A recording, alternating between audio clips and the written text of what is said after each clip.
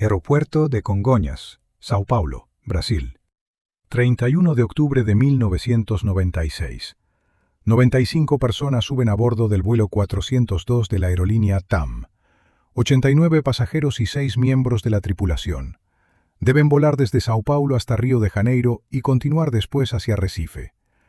A mediados de los años 90, TAM estaba viviendo su época dorada. Había pasado de ser una modesta aerolínea regional a convertirse en una de las compañías más importantes del mercado aeronáutico brasileño.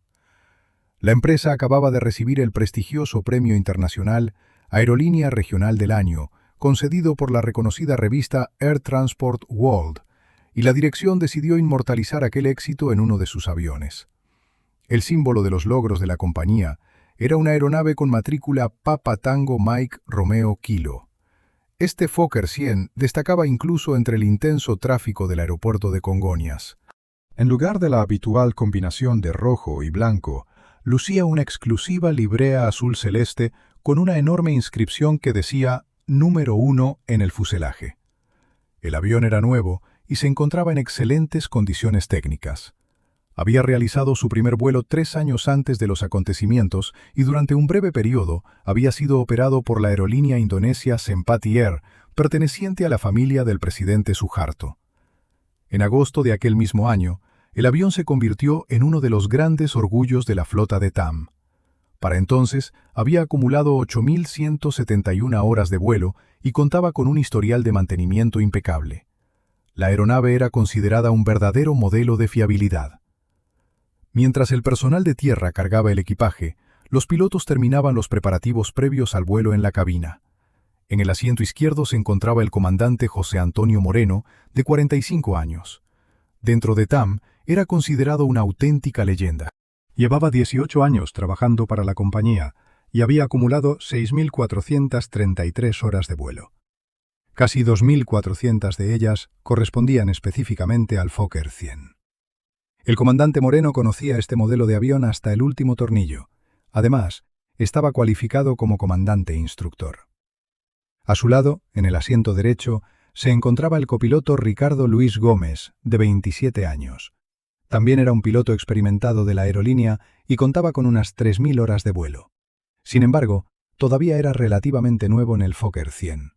Gómez solo había volado 230 horas en este modelo y había superado su evaluación final de capacitación apenas una semana antes de aquel vuelo.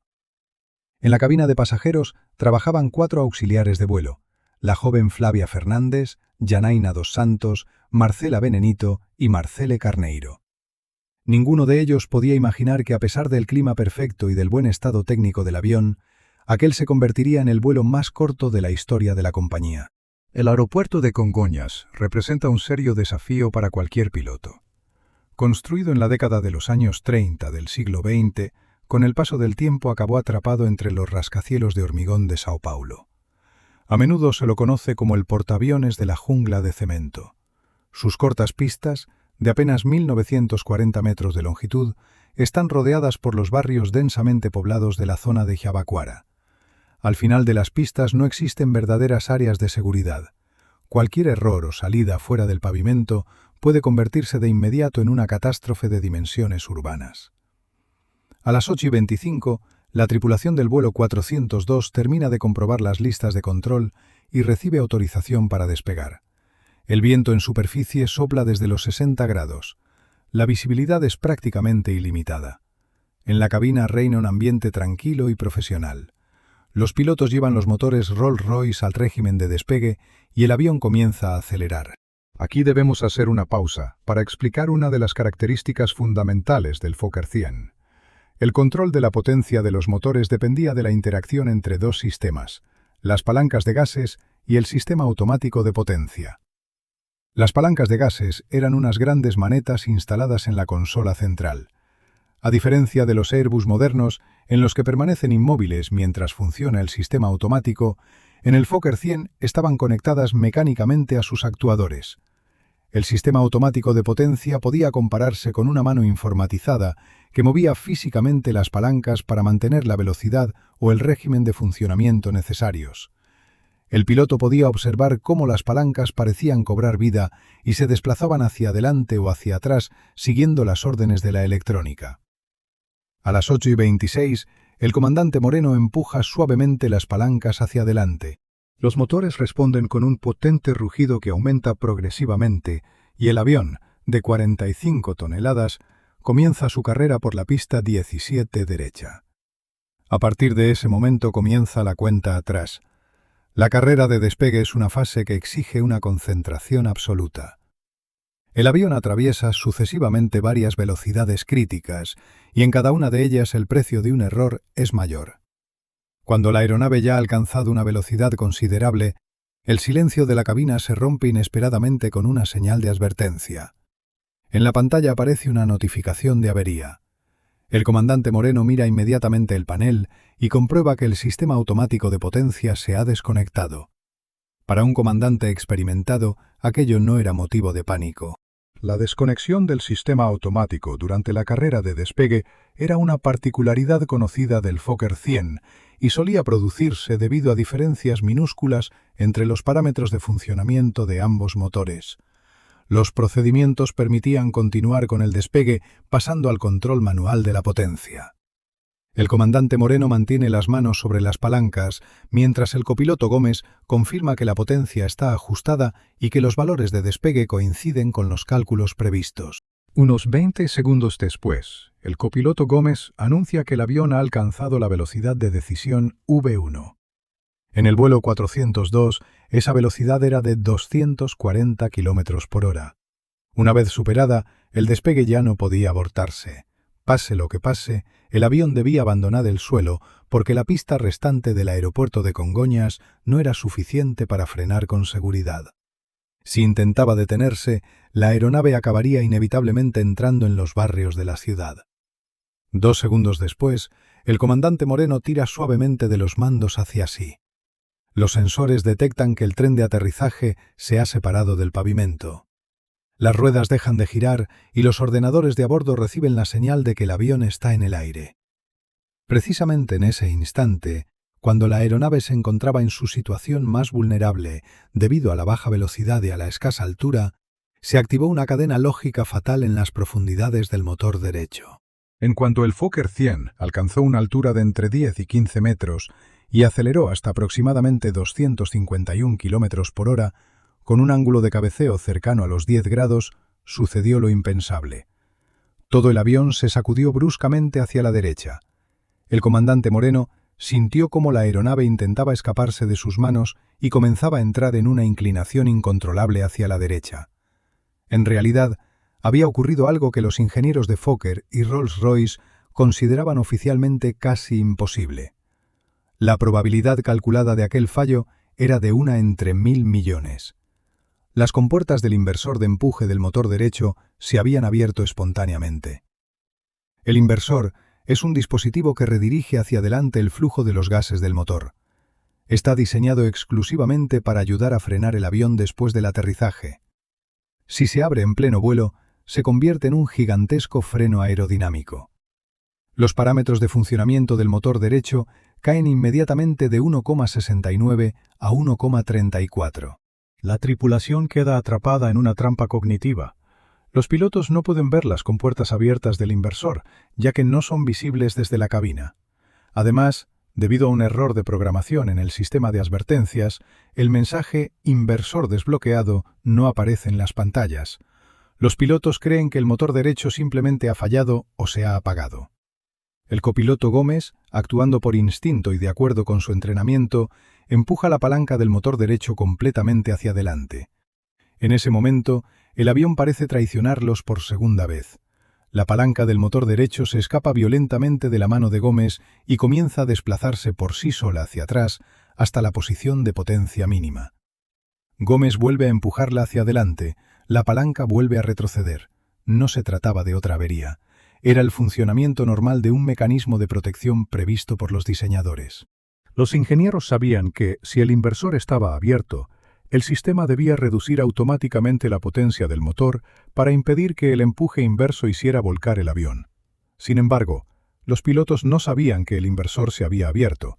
Lo único que podían ver era que la aeronave se comportaba de forma imprevisible y que la palanca del motor parecía moverse por voluntad propia.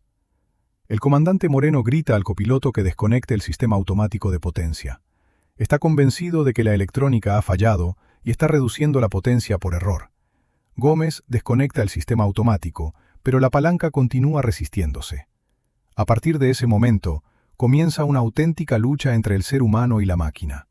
El copiloto, convencido de que deben ganar altura a cualquier precio, recurre a la fuerza física. Se inclina sobre la palanca del motor derecho y la mantiene en la posición de máxima potencia. Entonces se produce un incidente técnico decisivo. El cable de retroalimentación no soporta una carga de aproximadamente 240 kilogramos y se rompe físicamente. El sistema de protección deja de funcionar. Ahora el motor derecho alcanza su máxima potencia mientras las compuertas del inversor permanecen abiertas. En ese momento entran en juego las inevitables leyes de la física. Se produce una situación que los especialistas describen como una asimetría catastrófica de empuje. El motor izquierdo impulsa la mitad izquierda del avión hacia adelante con potencia de despegue, mientras el motor derecho, con el inversor abierto, tira al mismo tiempo de la mitad derecha hacia atrás. Es como si una parte del avión intentara avanzar a gran velocidad mientras la otra permaneciera prácticamente inmóvil. La aeronave comienza a inclinarse de manera imparable hacia la derecha. La velocidad disminuye a un ritmo aterrador. En ese instante se activa la vibración de los mandos que advierte a la tripulación de la proximidad de una entrada en pérdida. Es el último grito de auxilio de la máquina. Las alas ya no pueden producir suficiente sustentación. El ángulo de inclinación alcanza los 39 grados. La cabina se llena con el estridente sonido electrónico del sistema de advertencia de proximidad al terreno. El sistema repite, no desciendas, no desciendas. Pero prácticamente ya no queda altura. El avión, dejando tras de sí una estela de fuego provocada por la inestabilidad de los motores sobrecargados, comienza a caer directamente sobre los tejados de las viviendas de la calle Luis Orsini de Castro. A las 8:27, apenas 24 segundos después de abandonar la pista, el vuelo 402 se estrella a gran velocidad contra una zona residencial. El impacto es tan violento que el avión, de 40 toneladas, queda convertido en una masa de metal en llamas. Los depósitos de combustible explotan y cubren los edificios cercanos con una enorme bola de fuego. Las consecuencias son devastadoras. Mueren las 95 personas que se encontraban a bordo del avión. Además, pierden la vida 4 personas que estaban en tierra y que durante aquella soleada mañana simplemente desayunaban o se dirigían al trabajo. Varios edificios quedan completamente destruidos. Cuando el humo comienza a disiparse sobre el barrio de Jabaquara, resulta evidente que la aviación brasileña ha cambiado para siempre. La investigación de la catástrofe queda a cargo del Comité Nacional para la Prevención de Accidentes Aeronáuticos, con la participación de especialistas de los Países Bajos y de Estados Unidos. Los primeros hallazgos desconciertan a los investigadores. Los motores Rolls-Royce aparecen prácticamente intactos. La inspección demuestra que continuaron produciendo potencia hasta el momento exacto del impacto.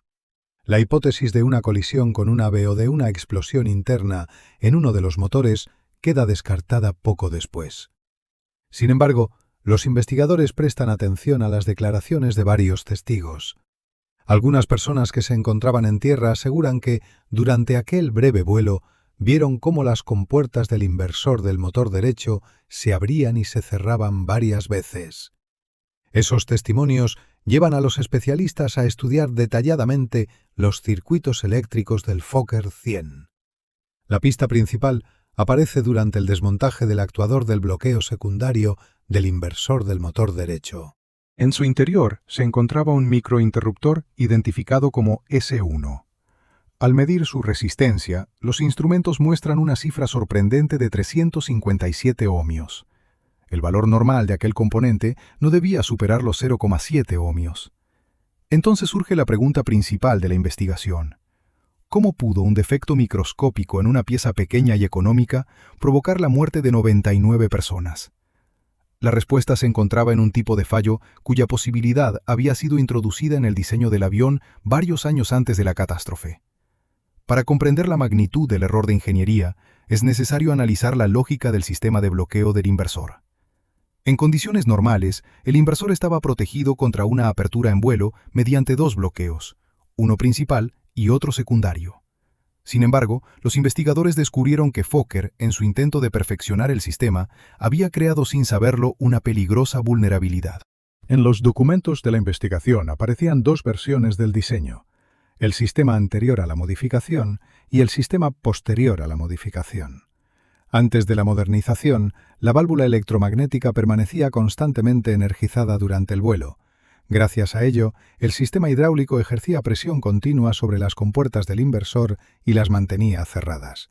Incluso si los dos bloqueos mecánicos fallaban, la presión hidráulica continuaba sujetando las compuertas e impedía que se abrieran. Posteriormente se introdujo un diseño modificado. De acuerdo con un boletín de servicio del Fokker 100, la estructura del sistema fue modificada para ahorrar energía de las baterías en una situación de emergencia. Después del despegue, la válvula electromagnética quedaba sin corriente. Como consecuencia, desaparecía la presión hidráulica dentro de los actuadores del inversor. A partir de ese momento, las compuertas permanecían cerradas únicamente gracias a los bloqueos mecánicos. Durante la carrera de despegue del vuelo 402, coincidieron simultáneamente tres circunstancias.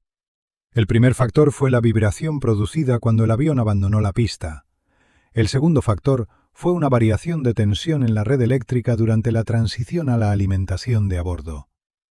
El tercer factor fue la resistencia anormalmente alta de 357 ohmios presente en el interruptor S1. Debido a esa resistencia, el ordenador interpretó erróneamente que el bloqueo mecánico ya se encontraba abierto.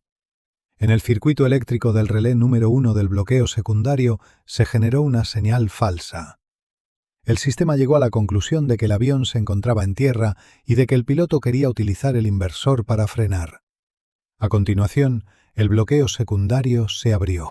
Como en el sistema modificado ya no existía presión hidráulica que mantuviera las compuertas cerradas, estas quedaron protegidas únicamente por el bloqueo mecánico. Cuando el bloqueo se abrió, la corriente de aire atrapó las compuertas y las arrancó hacia afuera. Se trataba de una deficiencia técnica de una gravedad extraordinaria. La modificación, creada para hacer que el avión fuera más eficiente y económico, lo había dejado prácticamente indefenso ante una pequeña avería en el sistema eléctrico. La tragedia del vuelo 402 se menciona a menudo como un ejemplo de lo que se conoce como un fallo imposible. En sus cálculos de seguridad, Fokker indicaba que la probabilidad de una apertura espontánea del inversor en pleno vuelo era de 10 elevado a menos 9. En el lenguaje de los ingenieros, aquella cifra significaba que un suceso semejante prácticamente no podía ocurrir nunca. Precisamente esa seguridad resultó fatal. Basándose en aquella probabilidad extremadamente baja, las autoridades aeronáuticas permitieron que el mensaje «inversor desbloqueado» no fuera considerado una advertencia prioritaria. Los pilotos tampoco recibían entrenamiento en los simuladores para enfrentarse a la apertura de un inversor durante el vuelo. Aquella situación de emergencia simplemente no existía en el manual de operaciones del avión. El comandante Moreno y el copiloto Gómez no eran malos aviadores. Fueron víctimas de un sistema que los había convencido de que semejante avería era imposible. Cuando la palanca del motor derecho comenzó a desplazarse por sí sola hacia atrás, los pilotos no comprendieron que se trataba de una reacción de protección frente al inversor abierto. Creyeron que estaban enfrentándose a otro fallo del sistema automático de potencia. Su intento de forzar la palanca obedecía a una regla fundamental de su entrenamiento. Si el avión pierde velocidad cerca del suelo, hay que aumentar la potencia de los motores. Los pilotos actuaron de acuerdo con los procedimientos que habían aprendido, pero aquellos procedimientos no contemplaban la peligrosa particularidad del diseño del Fokker 100. Después de la catástrofe de Sao Paulo, todo el mundo de la aviación quedó conmocionado. Los permisos de operación de los Fokker 100 equipados con el sistema modificado del inversor fueron suspendidos inmediatamente hasta que se instalaron bloqueos mecánicos adicionales. El software del sistema de advertencias fue reprogramado. A partir de entonces, el mensaje sobre el desbloqueo del inversor debía convertirse en una de las alertas más visibles y sonoras de la cabina. Los procedimientos de formación de pilotos de todo el mundo también fueron modificados. Los programas de entrenamiento comenzaron a incluir obligatoriamente la práctica de fallos que antes se consideraban imposibles. Gracias a las lecciones aprendidas tras la tragedia de la calle Luis Orsini de Castro, la aviación se volvió más segura. Hoy, cuando nos sentamos en el asiento de un avión de pasajeros, confiamos nuestra vida no solo a los pilotos, sino también a complejos sistemas informáticos.